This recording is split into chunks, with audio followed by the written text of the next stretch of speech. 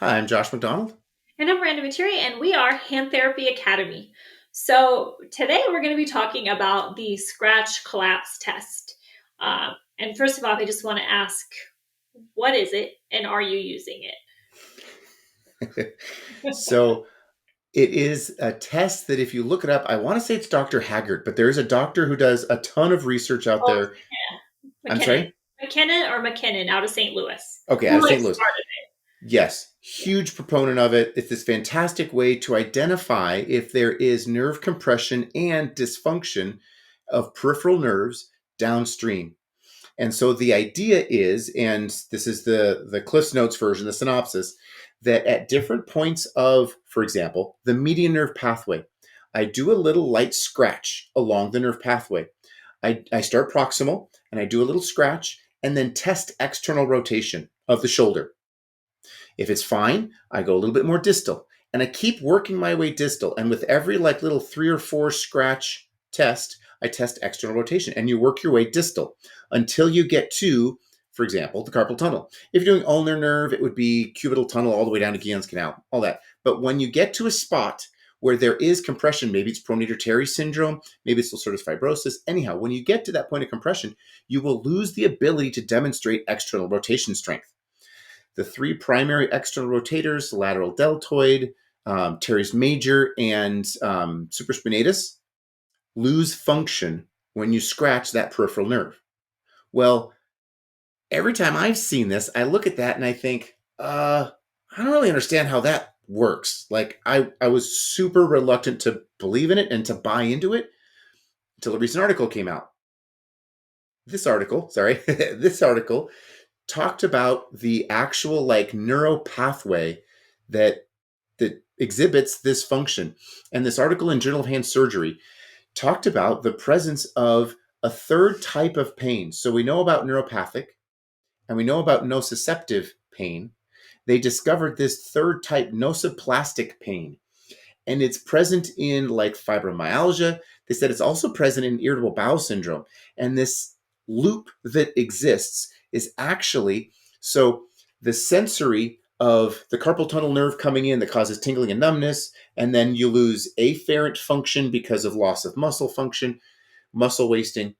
It has a connection to the afferent fibers in other pathways.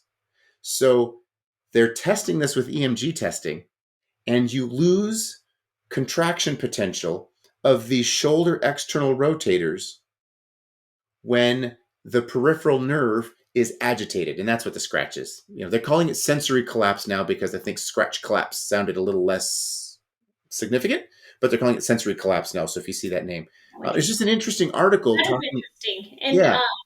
one thing you said, but I know you know that the supraspinatus is not an external rotator; it's the infraspinatus. Yes. Say But thank you. Sorry. Yeah.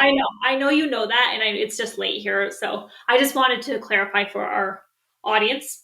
Yep. Yep. Yeah, but okay, not to lose the flow, but I think like I've seen them do the scratch collapse test. I've tried it in clinic, I've done it a few times, but I'm like, I don't know, like. So, do you think that I guess I need to read the article. Did you feel like after reading the article, it was something you were going to implement in your clinic? So, this article did not talk about how to administer the test or the usefulness or application of the test. This article was, hey, we found evidence that shows the neurologic connection between the stimulus of a scratch and the loss of external rotation. Okay. So, that's what this article is about. Now, to your They're point, basically like just trying to prove this collapse, like the theory behind it. yes, Versus th- before, we're like, we don't know what the theory is really. We just know it works. yes. Now, they did talk about, like they said, that the exact dermatome that's in use is unclear.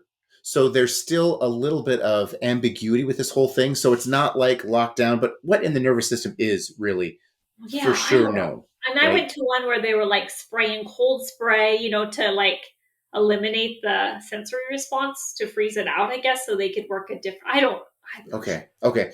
It's so it's basically it's something I thought, that's not really like founded in good science. I don't really get it. I don't see the link. And now I think, okay, well, maybe there is a neurologic link to this.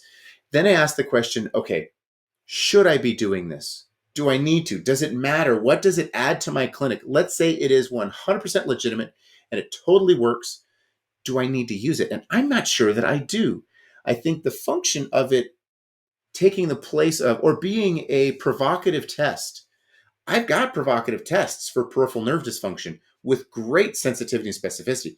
I've got Durkin's, I've got Phelan's, I've got Tennell's, I've got compression versions at proximal, resisted pronation for. I've got provocative tests.